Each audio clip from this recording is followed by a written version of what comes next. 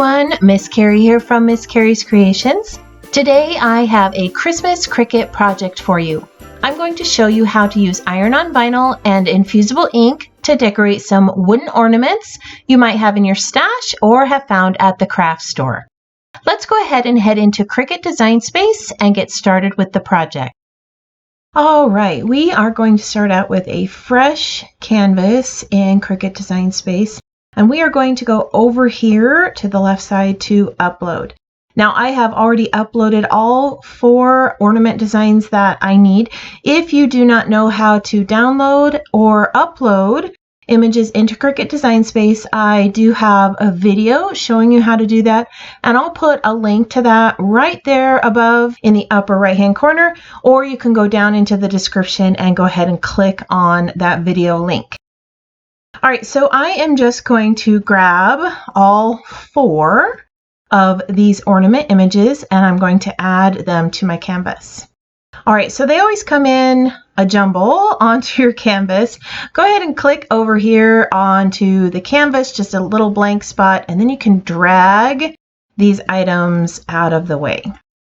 All right, so we're going to work with one at a time. So I'm going to go over here to the layers panel and I'm just going to click the little eyeball to hide the images that I'm not going to work with right now. All right, so we're going to start with this basic snowflake. I'm not going to be using this background piece, so I'm going to go over here into the layers panel, click on that image, and I'm just going to go ahead and delete it. The next step is to attach all of these images together. This SVG has each of these cuts as an individual image, and that's going to be wonderful if you plan on creating a different colored image for each one of these little openings around your snowflake. But we want everything to cut as a single image. Now let me show you what it's going to look like if I go ahead and hit Make It at this point. You can see that all of those little cuts have been placed onto the mat randomly, and they are not cutting out of that ornament shape so that we can have our little snowflake image. I need to attach all of these images together so that they all cut out in one piece. Now, if we take a look over here in the layers panel, you're going to see the word group. Then you're going to see 2 subgroups underneath that word group. This is how this SVG is designed, but because it has been subgrouped into different sets of images, you can see down here that the attach icon is not available. So the first thing I need to do is ungroup all of those images. So I've gone ahead and gone up to the top of the layers panel and I've hit ungroup. Now when I click on all of those images, once again, you're going to see down here at the bottom, the attach icon is now darkened, which means that it is available for me to use. So I'm going to go ahead and hit attach. And everything is going to turn a darker color, so don't panic.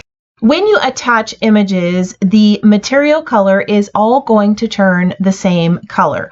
And it ended up turning that darker gray color. But if I go up here to my material colors and I just click a lighter gray, you're going to see all of those little cuts and contours are still there. And when I go to make it, it is going to cut everything out exactly how I need it to cut out from my iron-on vinyl.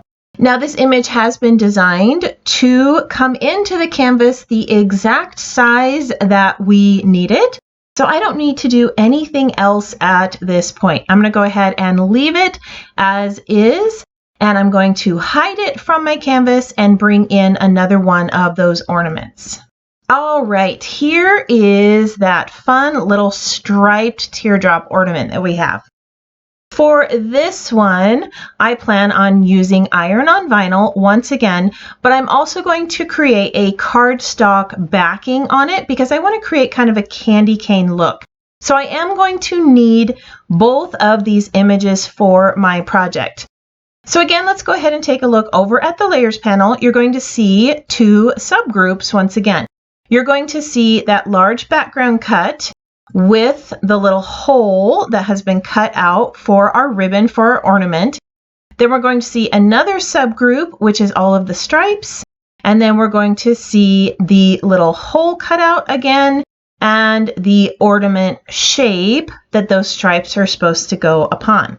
So let's take a look at what happens if we were to hit Make It at this point. So once again, our little stripes and our little circles for the holes are on one mat, and our ornament shapes are on another. So we need to attach all of those images together so that the stripes cut out of the ornament and the holes cut out of the ornament tops. We're going to go ahead and once again go up here to the top of the layers panel and hit Ungroup. So we need to attach the items together that we want cut out of the same material. So that means these two circular shapes and this large ornament need to be attached. So you can do this one of two ways. You can either hold down your Shift, Command, or Control key, and you can go over to the Layers panel and select the 3 images that we wish to attach. For this one, we're going to need to select all of the images involved. And instead of holding down my Control or Shift or Command key, I'm just going to do what's called a snag and grab. I'm holding down my mouse key while I just drag across all of the images that I want to select. Now, if I take a look over here in the Layers panel, you're going to see all 3 stripes have been selected, as well as the 2 little circles and the large ornament. I can go down to the lower corner here and hit Attach, and now all of those images have been attached together. And there we have the 2 pieces that we need for this second ornament. All right, so here is the bell ornament. So this bell is a little bit different than the other images. This has actually been designed for you to cut out of patterned paper or cardstock and paper piece those pieces on top of the wood shape. So let's go ahead and go over to the Layers panel here and take a look at the parts and pieces that we have. So we have the center of the bow. We have the larger portion of the bow. We have the little ball that's on the bell. We have this stripe that goes across the bell. We have another piece of the bow that's going to show the inside of the bow, and then we have the entire bell shape. All right, so my plans for this bell are to use Infusible ink, glitter IronOn, and everyday IronOn, along with a couple of paper floral elements. I'm going to go off camera here real quick and make the changes that I need. And you can see here that I've added a little poinsettia and I've changed a couple of the material colors. All right, let's go ahead and take a look at our 4th and final ornament. So the last ornament we have is our circle shaker window. We're going to go ahead and bring that in. And this one is super simple. There is really nothing to it, okay? If I go to Make It, everything is going to cut out exactly how I need it.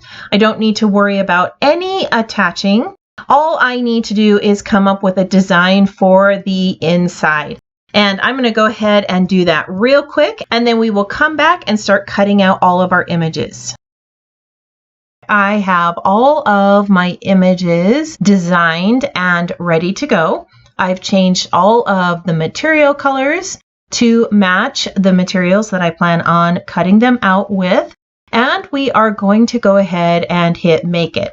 So everything here that's going to be cut out of Infusible ink and IronOn will need to be mirrored. So I just need to go over here into the matte preview and click the little mirror toggle button for the ones that are going to be cut out of any IronOn or Infusible ink materials. And now we're going to go ahead and hit continue, and we're going to change our materials as we are cutting out all of these designs. So whether you have a Joy, an Explorer, or a Maker, it's always best to choose the specific material that you are cutting. So if you have an Explorer with the dial, go ahead and set it to custom, and you'll be able to see that this little selection of base materials will show up here in Cricut Design Space.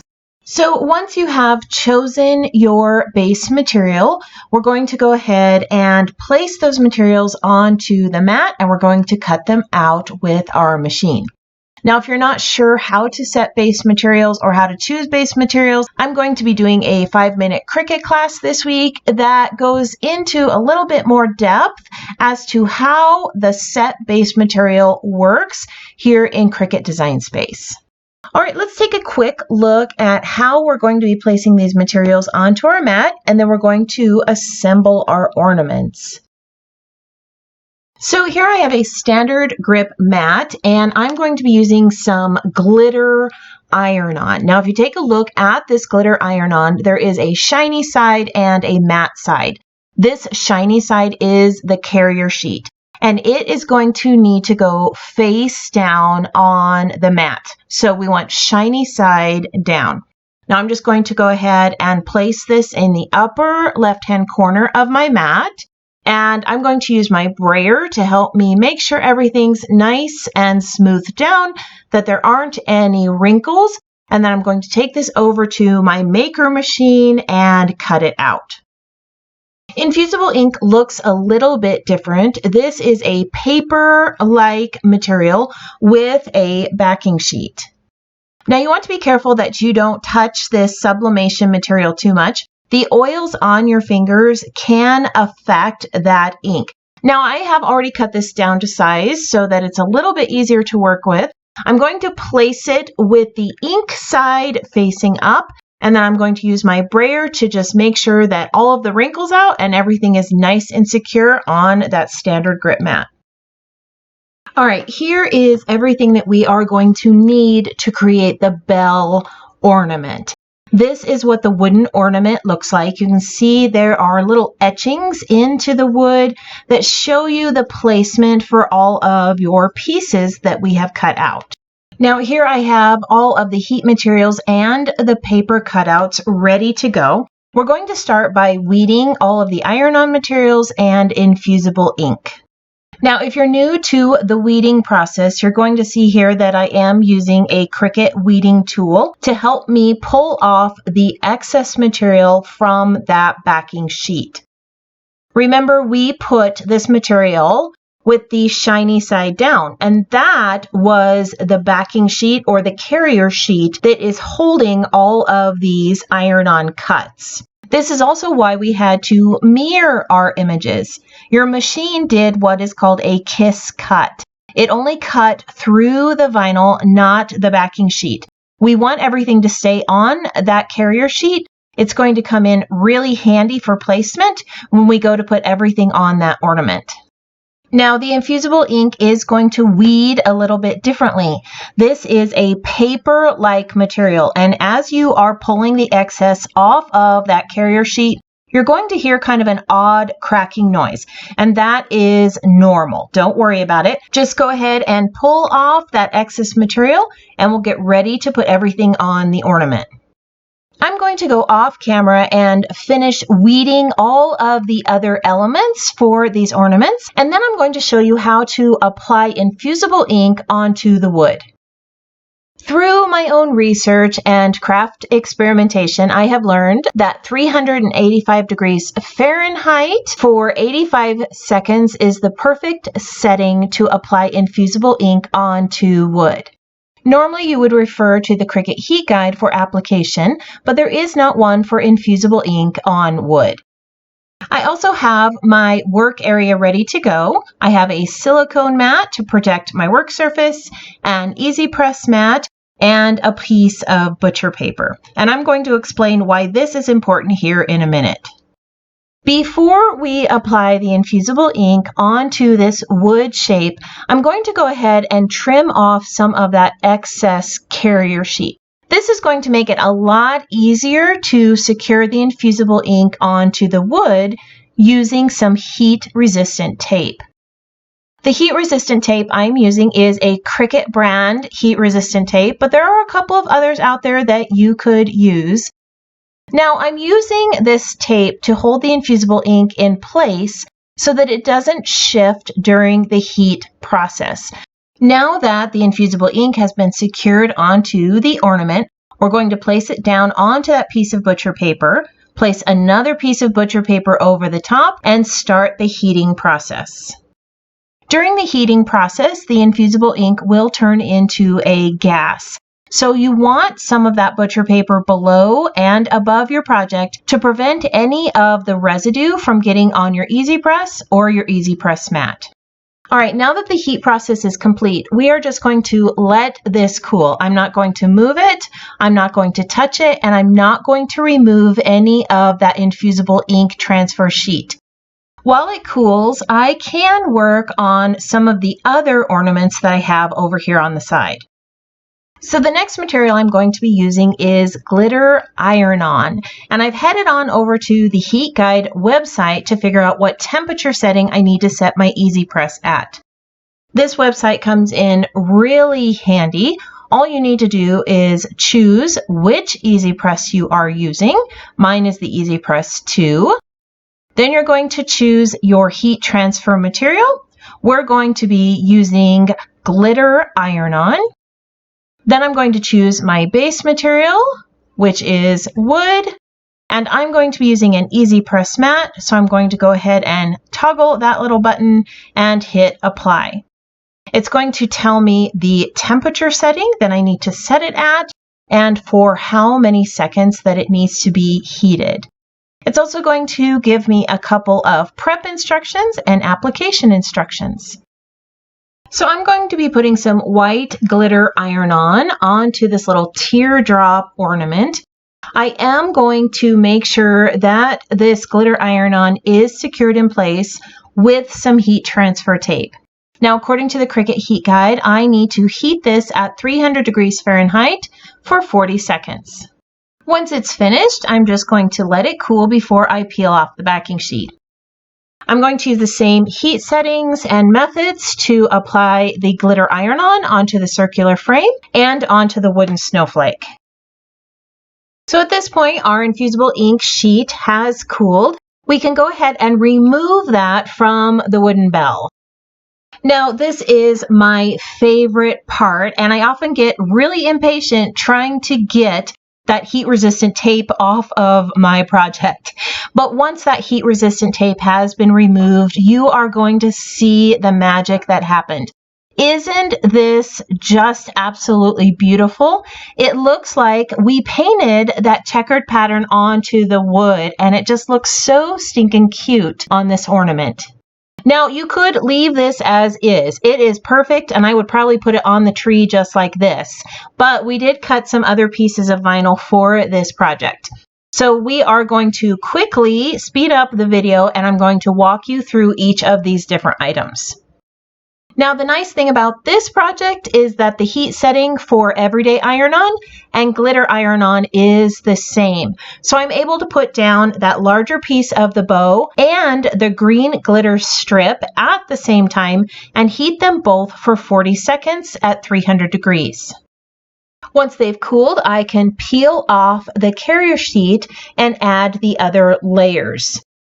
The little ball at the bottom of the bell is going to be held in place with some heat-resistant tape so that it doesn't shift. And you're going to see here that I also trim down that little glitter bow.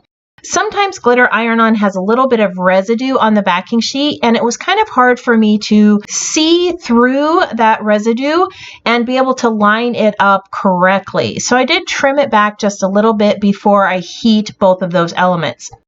Now, when you go to add another layer of IronOn, you want to make sure that your heat press doesn't touch any of the other IronOn you've already applied. So I'm going to take a scrap piece of backing sheet and lay it over the green glitter IronOn so that it does not get ruined by my heat press when I go to heat these other items. All right, I am going to finish heating all of the IronOn onto these wooden ornaments, and then I'm going to bring everything back and we're going to decorate them with all kinds of fun little embellishments. All right, here are all 4 of those wooden ornaments. On some, there is some infusible ink. On others, we have glitter iron-on, and then we also layered some of them with everyday iron-on. I'm going to start out by decorating the round wooden frame and its backing. So the backing for this one was covered with infusible ink. I'm going to go ahead and remove that and show you what it looks like. So you're going to see here that the infusible ink created this beautiful blue background that almost looks like stained wood. And it is going to be the background for our little snow globe looking ornament. I'm also going to go ahead and remove that carrier sheet from the glitter iron-on, and then we're going to glue these two pieces together. I just used some Tombow mono glue today, but you could use some wood glue if you wanted to. The next thing I'm going to add to the ornament is a 3-dimensional tree. When I created these trees in Cricut Design Space, I added a score line down the center. I'm just going to fold each of these trees in half right along that score line. After I have folded each of the trees, I'm going to come in with a blending brush and some evergreen ink, and I'm just going to ink all of the edges of the trees to give them a little bit of depth and dimension.